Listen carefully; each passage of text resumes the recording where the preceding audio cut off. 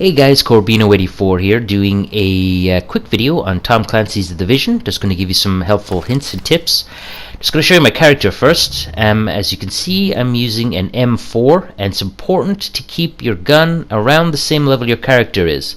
My level is 17, and so is the level of my gun.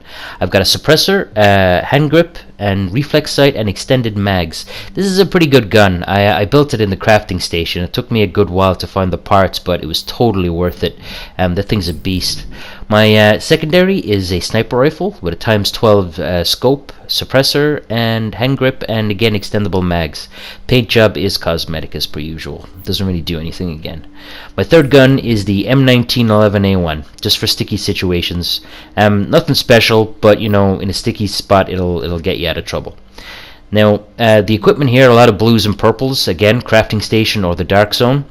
Here are the little boosts you can put into the empty slots that your equipment has. Not all equipment has empty slots, but if they do, use them, because they affect everything from your health to your skill power to your secondary damage per second. I have a 2.5% boost on my Seeker Mine, which I do use a lot for taking out bad guys. Changing your character's appearance, pretty easy. Just go to the appearance section, click on the different items that you get in game, and it'll change the way you look. Your abilities can be changed at any time. I use the support station, which increases your health and your replenishes your bullets, and the Seeker Mine. Turrets, smart cover, and you know, medic bags and things like that, they can all be changed on the fly depending on what enemy you're facing. And again, you have to keep fit. So what online game would be complete without jumping jacks?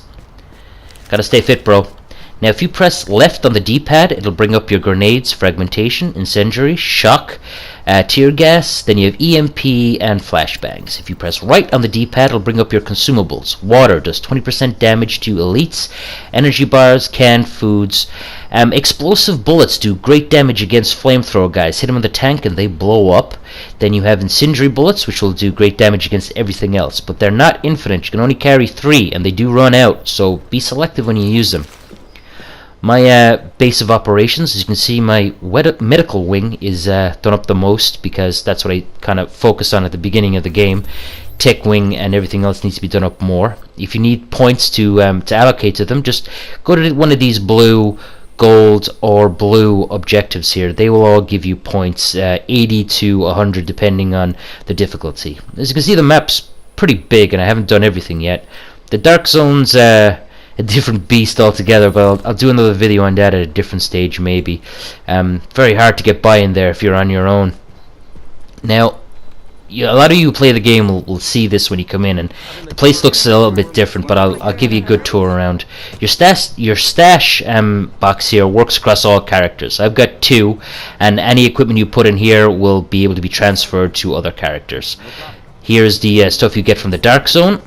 And then you just go ahead and put any guns you might have in your stash box to free up empty space. Now the most important part of your home base is the crafting station. As you can see here, the weapons, one of the most important things, blue weapon parts, 5 of 11. I don't really need a shotgun, don't really use them, and plus I'm not level 18, so there's no point in building that gun yet.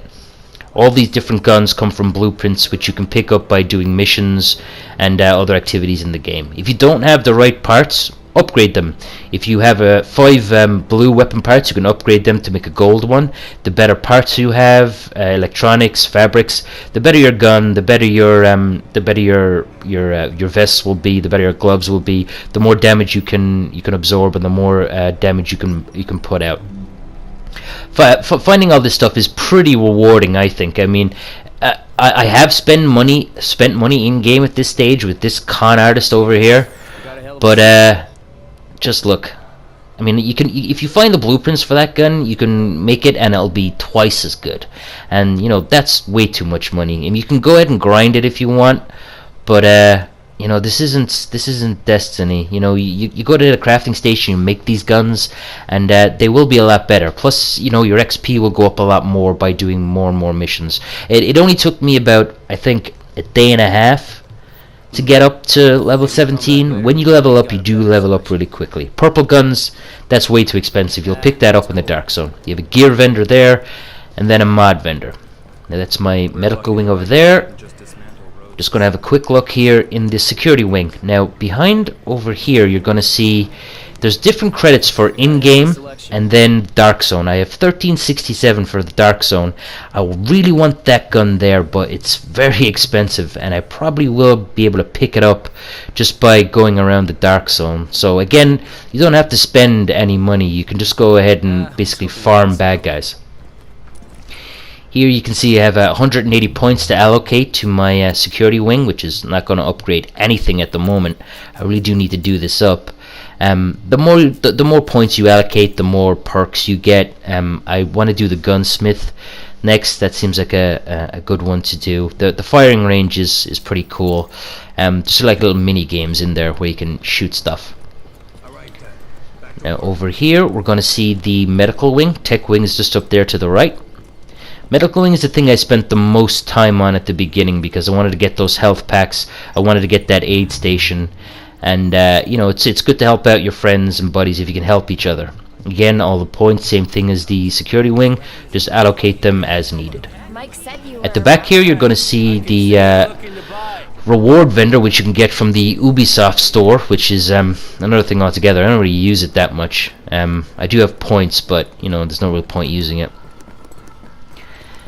And yeah, the place looks better the more time you spend in it. And when you go in here first, it's all tore to shit. But the more people you get, the more missions you do, the place will start to look up. So I hope you liked the video. If you did, please leave a thumbs up. If you have any questions, leave them down in the section, and I will talk to you guys next time.